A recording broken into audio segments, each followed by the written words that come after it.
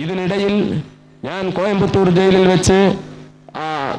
വെച്ച് അനുഷ്ഠിക്കേണ്ടി വന്ന റമളാൻ മാസത്തിലെ വിശുദ്ധമായ നോമ്പിന് പച്ചവെള്ളവും ഉണക്കച്ചപ്പാത്തിയും മാത്രം കഴിച്ചുകൊണ്ട് നോമ്പ് പിടിക്കേണ്ടി വന്നു. വലിയ ത്യാഗമായിട്ടൊന്നും ഇത് ഞാൻ പറയുകയല്ല. ഇതൊന്നും വലിയ ത്യാഗമാണെന്ന് ഞാൻ കരുതുന്നുമില്ല. ഈ രാജ്യത്ത് ഒരു കഷണം ഉണക്കറൊട്ടി പോലും കഴിക്കാനില്ലാത്ത പതിനായിരങ്ങൾക്കും ലക്ഷങ്ങൾക്കും വേണ്ടി ശബ്ദിച്ചതിന്റെ പേരിൽ മാത്രമാണ് ഞാൻ പീഡിപ്പിക്കപ്പെട്ടതെന്ന് എനിക്ക് ബോധ്യമുള്ളപ്പോൾ ഉണക്കറൊട്ടിയെങ്കിലും കഴിക്കാൻ എനിക്ക് കിട്ടിയെന്നുള്ളതൊരു വലിയ ഭാഗ്യമായിട്ടാണ് ഞാൻ കരുതുന്നത്. പക്ഷേ ഒന്നെനിക്കുണ്ട് പറയാൻ കഴിയും അതിനോട് ബന്ധപ്പെട്ട്.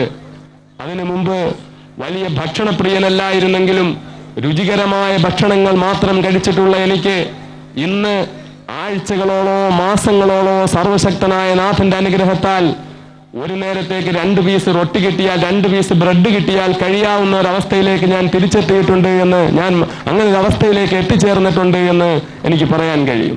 അത് ജയിൽ ജീവിതം കൊണ്ട് എനിക്കുണ്ടായ നേട്ടങ്ങളിൽ ഒരു ചെറിയ നേട്ടമാണ്. പണ്ടൊന്നും അങ്ങനെ 2 കഷണം ബ്രെഡൊന്നും കഴിച്ച് ജീവിക്കാൻ പറ്റുമായിരുന്നില്ല. ഇപ്പോൾ അതൊക്കെ പറ്റും. ആ ഒരു അവസ്ഥയൊക്കെ ഉണ്ടായിട്ടുണ്ട്. അപ്പോൾ സർവശക്തനായ നാഥന്റെ അനുഗ്രഹത്താൽ ആ അവസ്ഥയിൽ കുറെ നാൾ